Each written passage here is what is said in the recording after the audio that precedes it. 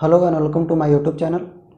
आज हम class 10th में आगे की बात करेंगे डाइजेशन इन ह्यूमन या न्यूट्रिशन इन ह्यूमन। इसके पहले वाले में हमने ऑटोट्रॉपिक न्यूट्रिशन के बारे में बताया था जिसमें फोटोसिंथेसिस हुआ था, और यहाँ पर हेटेरोट्रॉपिक न्यूट्रिशन में पैरासाइट और सेप्रोट्रॉप्स होते हैं। इसमें से आज ह्यूमन बीइंग के बारे में बात करेंगे। मतलब तीसरा टाइप था होलोजोइक न्यूट्रिशन। होलोजोइक का मतलब था जो सॉलिड फूड को खाते हों वो होलोजोइक न्यूट्रिशन करते हैं, है ना। तो ह्यूमन बीइंग भी आता है, अमीबा भी आता है होलोजोइक न्यूट्रिशन में। जब आपसे पूछा जाए कि होलोजोइक न्यूट्रिशन का एग्जाम्पल, तो आप बता दीजिएगा human being as well as amoeba. तो हम यहाँ पे न्यूट्रिशन ह्यूमन की बात करेंगे। यहाँ पे होलोजोइक टाइप का हो गया, पहला ही क्वेश्चन बन गया कि ह्यूमन में किस टाइप का न्यूट्रिशन होता है, होलोजोइक टाइप, हेटेरोट्रॉपिक, होलोजोइक। अब ह्यूमन बीइंग में तो अगर डाइजेस्टिव सिस्टम की बात करें, है ना, तो डाइजेस्टिव सिस्टम एलिमेंट्री कैनाल और डाइजेस्टिव ग्लैंड से मिलकर बने होते हैं। Alimentary canal from mouth to anus, mouth से माउथ टू एनस, ये क्या है एलिमेंट्री कैनाल, यहाँ से यहाँ तक पहुँचता है रास्ते से, है ना। और यहाँ पे ओपनिंग होती है, वो क्लोज मतलब एक ओपनिंग ऑफ एनस, यहाँ तक का एलिमेंट्री कैनाल होती है। अब कोई भी अगर भोजन करता है तो डाइजेस्ट होता है, एब्जॉर्ब होता है, वेस्ट बचता है तो एनस के थ्रू डिस्चार्ज हो जाता है। तो हम एलिमेंट्री कैनाल के बारे में एक एक के बारे में जान लेते हैं। जैसे किसी भी ह्यूमन बीइंग के न्यूट्रिशन में 5 प्रोसेस होके कंप्लीट होते हैं। वो पांचों प्रोसेस कौन है? सबसे पहला है इंजेशन। इंजेशन मतलब फूड को लिया माउथ में। हम एक एक को थोड़ा अच्छे से पढ़ते चलेंगे और समझते चलेंगे। जैसे माउथ मतलब इंजेशन मतलब मुंह में खाना लिया, मुंह में गया, तो यहीं से डाइजेशन स्टार्ट हो जाएगा। मतलब इंजेशन कंप्लीट, मुंह में खाना ले लिए, इंजेशन कंप्लीट। अब हम दूसरा प्रोसेस मतलब हो गया डाइजेशन। अब डाइजेशन मेन है, सबसे बड़ा टॉपिक है डाइजेशन। डाइजेशन क्या होता है? Complex substance to simplest form. वही सिंपलेस्ट किस में? सॉल्युबल फॉर्म हो जाए, एब्जॉर्बल फॉर्म, एब्जॉर्ब हो सके, एकदम पानी जैसा सॉल्युबल हो सके। मतलब सिंपल, कोई बड़ा फूड है एकदम सिंपल में टूट जाए, यूनिट में टूट जाए, उसे बोलते हैं डाइजेशन। कोई भी खाना हो अपने यूनिट में टूट जाएगा, उसे बोला जाएगा डाइजेशन। डाइजेशन का मतलब ये हो गया complex food converted into the simpler food, digestible food, है ना।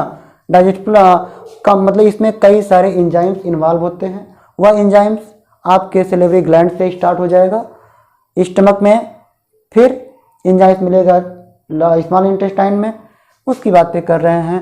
तो माउथ में गया। अब डाइजेशन 2 टाइप के होते हैं। एक होता है मैकेनिकल डाइजेशन। कौन सा डाइजेशन? Mechanical digestion. एक होता है केमिकल डाइजेशन। मैकेनिकल की बात करते हैं, इसमें एंजाइम का इन्वॉल्वमेंट नहीं होता है। जैसे मैकेनिकल डाइजेशन कौन कंप्लीट करता है? टीथ। तो टीथ क्या किया? Mechanical digestion. आपने कोई खाना खाया, उसको मतलब बड़ा खाना खाया, उसको कूच के क्या कर दिया आपने? छोटा रूप बना दिए जिससे वो निगला जा सके। तो क्या हो गया? मैकेनिकल डाइजेशन थोड़ा ही होता है। टीथ, टीथ के बारे में जानते हैं कितना टीथ होता है? बच्चों में 20, 17 साल तक 28, उसके ऊपर 32।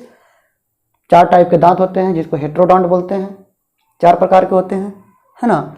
और लाइफ में 2 बार आता है डाइफायोडॉन्ट, 2 बार, मतलब एक बचपन में आता है, एक थोड़ा 5 साल के बाद जब टूटता है, फिर आता है परमानेंट टीथ।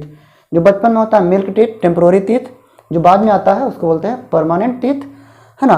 तो दांत के टाइप अलग अलग है, 4 टाइप के होते हैं, ICPM, इंसीजर, कैनाइन, प्रीमोलर और मोलर, है ना। ये बातें हो गई। अब हम बता देते हैं, माउथ में गया, मैकेनिकल डाइजेशन शुरू किया। अब यहाँ पे ग्लैंड, डाइजेशन में 3 ग्लैंड वर्क करते हैं। कौन कौन ग्लैंड है? सिलेवरी ग्लैंड, लीवर और पैंक्रियाज। लार्जेस्ट ग्लैंड हमारा कौन है? लीवर होता है ना। तो इसी बात हुई। अब सिलेवरी ग्लैंड क्या सीक्रेट करता है? Saliva. Salivary gland saliva secret करता है। सिलाइवा में क्या प्रेजेंट होते हैं? एंजाइम प्रेजेंट होते हैं जो डाइजेशन में हेल्प करते हैं। इसमें होता है सिलेवरी एमाइलेज और दूसरा होता है lysozyme. Lysozyme, salivary amylase starch का डाइजेशन करती है, लाइसोजाइम स्टार्च का, और लाइसोजाइम क्या करता है, हमारे माउथ में खाते समय कुछ बैक्टीरिया पहुंच जाते हैं तो उसको किल करने का काम कौन करता है, लाइसोजाइम। सिलेवरी माइलेज, लाइसोजाइम, दो एंजाइम सलाइवा में होते हैं, डाइजेशन में हेल्प करते हैं।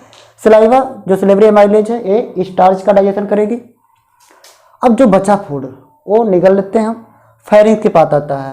फेरिंग्स के बारे में लिखिएगा, फेरिंग्स क्या है, कॉमन पाथवे है, कॉमन पाइप है किसके लिए, फूड के लिए एंड एयर के लिए, common for food and air, इसके बारे में हो गया।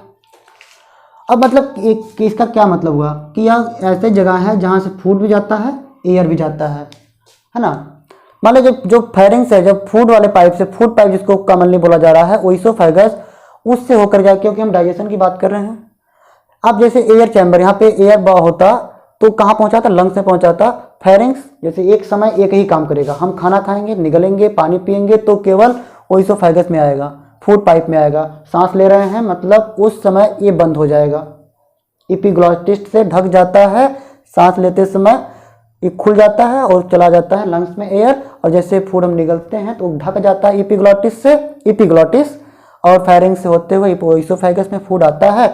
अब ये फूड पाइप में आ गया, ये फूड पाइप में आता है पेरिस्टाल्टिक मूवमेंट करता है। कहने मतलब जितना आप निगलिएगा तो पाइप क्या होगी, थोड़ी सी स्ट्रेचेबल चौड़ी होती, खाना क्या करेगा, आ गया स्टमक में आ गया।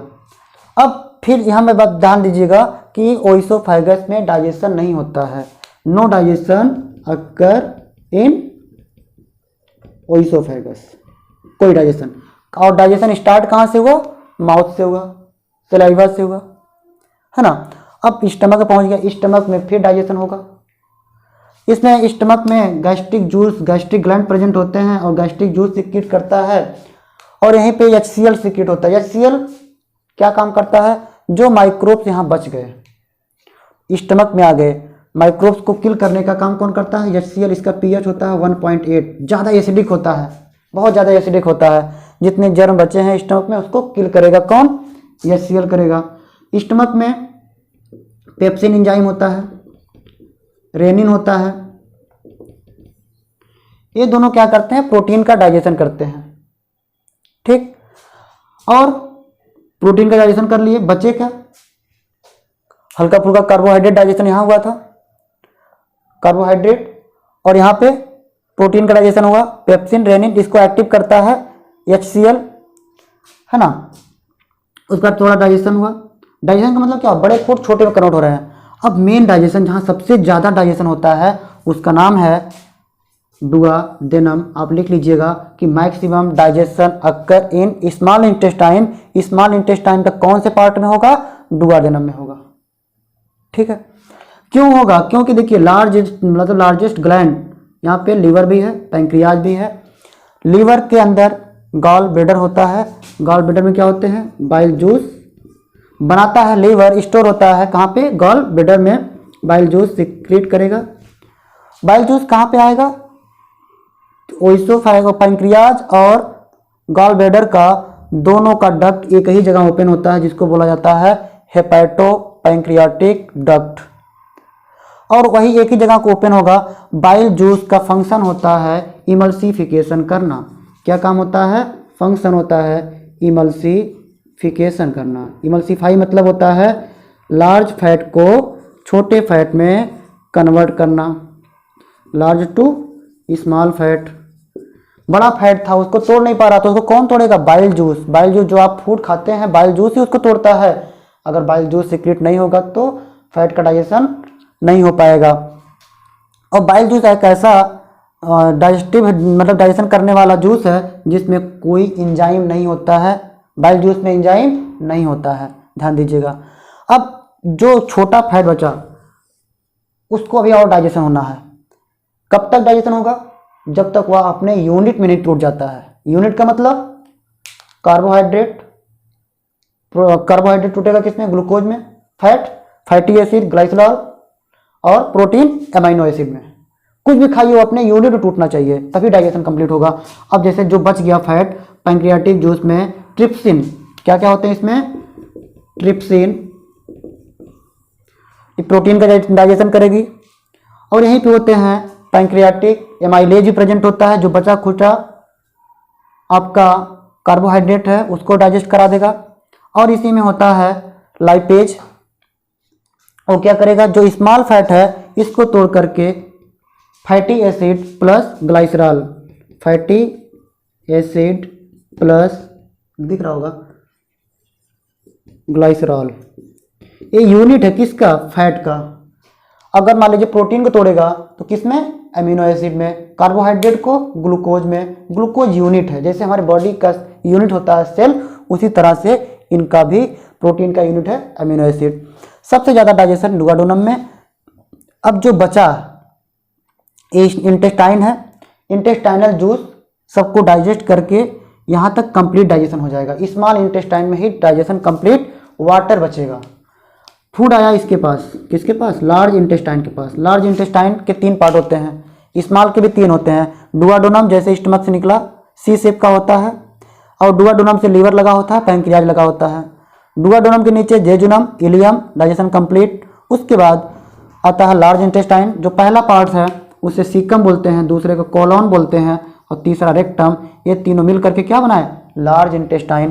कहाँ से, यहाँ से यहाँ तक। और सीकम के पास एक वेस्टिजियल अपेंडिक्स लगा होता है, वेस्टिजियल आर्गन है। इसका यूज अब नहीं है, पहले होता था, अब इसका यूज नहीं रहा। वेस्टिजियल मतलब क्या है, अवशेष बचा हुआ है, पहले काम करता था पता नहीं कब, है ना। लेकिन अब क्या है, जब हम लोग हरी साग सब्जियां खाते थे, मतलब बॉयल करके नहीं खाते थे, तब ये फंक्शन था। जैसे मान लीजिए हर्बीवोरस जो है, अभी भी जो घास फूस हम जो पका खा रहे हो नहीं, जो हरा सब्जी खा रहे हैं, हरी खा रहे हैं, उनमें क्या करेगा, ये फंक्शन करेगा, डाइजेशन कराएगा, सेलुलोज का डाइजेशन करने में हेल्प करता है। सेलुलोज का डाइजेशन, हम लोग सेलुलोज नहीं खाते, हम लोग पका के खाते हैं। अब देखिए सबसे ज़्यादा डाइजेशन कोलॉन में होगा, वाटर का। Maximum water digest in the absorb होगा इसमें, सॉरी एब्जॉर्प्शन होगा। अब बात करेंगे तो ये होगा डाइजेशन। डाइजेशन कहाँ से स्टार्ट हुआ, माउथ से स्टार्ट हुआ। सबसे ज़्यादा डाइजेशन कहाँ होता है, डुओडेनम में होता है। किसका पार्ट है, स्मॉल इंटेस्टाइन का पार्ट है। 3 पार्ट होते हैं, याद रखिएगा। अब हम बात करेंगे तीसरे की। तीसरा का है एब्जॉर्प्शन, डाइजेशन कंप्लीट, है ना। डाइजेशन कहाँ पे क्या हुआ आपने देखा। अब हम बात कर लेंगे थोड़ा सा एब्जॉर्प्शन की। तीसरा हो गया एब्जॉर्प्शन, एब्जॉर्ब होना। एब्जॉर्ब मतलब क्या होगा, फूड डाइजेस्ट हो गया, अपने अपने यूनिट में आ गया। एमिनो एसिड, फैटी एसिड, उसके बाद ग्लूकोज। ग्लूकोज का किसका यूनिट था, कार्बोहाइड्रेट का। एमिनो एसिड किसका था, प्रोटीन का। फैटी एसिड किसका था, फैट का। Fatty acid plus glycerol. अब एब्जॉर्प्शन, जैसे मान लीजिए अब तो क्या जो डाइजेस्ट हुआ है वो फूड यहीं पे रहेगा, कहीं नहीं जाएगा एब्जॉर्ब होकर के। अब इसको ब्लड स्ट्रीम क्या करेगी अपने पास, जैसे ये एलिमेंट्री वाल है, एलिमेंट्री कैनाल की, इसको अगर टीएस काट दिया जाए, है ना, एक सिंपल से बीच में क्या बचते हैं, ल्यूमेन होता है। मान लीजिए यही है पाइप, है ना, इसी में फूड है ल्यूमेन में, और ऊपर म्यूकोसा, सब म्यूकोसा, है ना, सब मैक्सिलरी, सब मतलब और भी 4 लेयर की बनी होती है। तो इसी लेयर में क्या होते हैं, ब्लड वेसल्स होते हैं। यहाँ से डिफ्यूजन होगा, ऑस्मोसिस होगा। कहने मतलब जो यहाँ पे फैटी एसिड, ग्लूकोज था, ये अब जाएगा ब्लड स्ट्रीम के पास। ब्लड स्ट्रीम क्या करेगा, हर एक सेल तक पहुँचाएगा, जहाँ जहाँ तक सेल है, जिसको जहाँ पे जिसकी ज़रूरत है, जहाँ पे ग्लूकोज वहाँ पे ले जाएगा, फैट को ले जाएगा, और एमिनो एसिड को ले जाएगा, पहुँचाएगा, हर एक सेल तक पहुँचाएगा। क्यों पहुँचाएगा, क्योंकि हर एक सेल को ज़रूरत है, हर एक सेल को मेटाबॉलिक एक्टिविटी करना है, न्यूट्रिशन करना है, एनर्जी लेना है, तो उसको कौन पहुँचाएगा, ब्लड पहुँचाएगा। ऑक्सीजन कौन पहुँचाता है, ब्लड पहुँचाएगा। और रेस्पिरेशन में पढ़ेंगे हम लोग, है ना। तो ये हो गया। तो मतलब एब्जॉर्प्शन कहाँ होता है सबसे ज़्यादा, स्मॉल इंटेस्टाइन में होता है, और वो सबसे ज़्यादा होता है जेजुनम में। अभी तो आपके लेवल में पूछा जाएगा मैक्सिमम एब्जॉर्प्शन अकर इन, आप तुरंत लगाइएगा स्मॉल इंटेस्टाइन, अगर उससे छोटा दे देता है जेजुनम लगा दीजिएगा। अभी डाइजेशन की बात कर रहे थे, डाइजेशन कहाँ हुआ था, एसी में हुआ था, स्मॉल इंटेस्टाइन में ही, लेकिन सबसे ज़्यादा डुओडेनम में हुआ था, है ना। ये नहीं कि और जगह नहीं होगा, लेकिन सबसे ज़्यादा यहीं पर होगा एब्जॉर्प्शन। एब्जॉर्ब हो गया और ब्लड स्ट्रीम से सेल तक पहुंच गया। अब क्या होता है, एसिमिलेशन। क्या होगा, एसिमिलेशन। एसिमिलेशन के बाद मतलब है कि सेल तक तो पहुंच गया, अब क्या करेगा, अब जो ब्लड ऑक्सीजन ले गया है ऑक्सीजन के साथ ग्लूकोज का ब्रेकडाउन होगा, रेस्पिरेशन जिसे बोलते हैं सेलुलर रेस्पिरेशन, उस रेस्पिरेशन को करके ब्रेकडाउन कर देगा, ग्लूकोज को तोड़ करके जो ग्लूकोज एनर्जी बचा है उस एनर्जी को भी निकाल लेगा। हमारे जो यूज में आते हैं, हम बोलते हैं, हम चल पाते हैं, किस माध्यम से चल पाते हैं, क्यों चल पाते हैं? क्योंकि हमारे अंदर एनर्जी है। एनर्जी कहाँ से आया? जो हम बोलते हैं एनर्जी हमको कहाँ से मिलती है? खाने से मिलती है। वो खाना तो खा लिया, एनर्जी कैसे मिली? ये सब जो आपने बताया, ये प्रोसेस कंप्लीट होने के बाद एसिमिलेशन पावर, आप जानते पढ़े होंगे एसिमिलेशन पावर। पावर मतलब क्या हो गया? एनर्जी मिल रहा है हमारे अंदर एटीपी के फॉर्म में, है ना। एनर्जी हमारे मतलब सेल की करेंसी कौन है? एटीपी बोला जाता है, एंडोसिन ट्राइफॉस्फेट। और लास्ट में जब एब्जॉर्ब होकर के लास्ट में क्या बचा? वेस्ट मटेरियल, जो डाइजेस्ट होकर के जो खराब प्रोडक्ट था वो उसी रास्ते से चलते चलते चलते चलते यहाँ के रेक्टम में स्टोर हो जाता है। स्टोर होने के बाद यहाँ पे सिग्नल होते हैं और सिग्नल पता चलता है, तो सिग्नल से उस हम अपने टाइम डिस्चार्ज लोग करते हैं। तो ये हो गया ह्यूमन बीइंग का डाइजेशन। समझ में आया होगा आपको?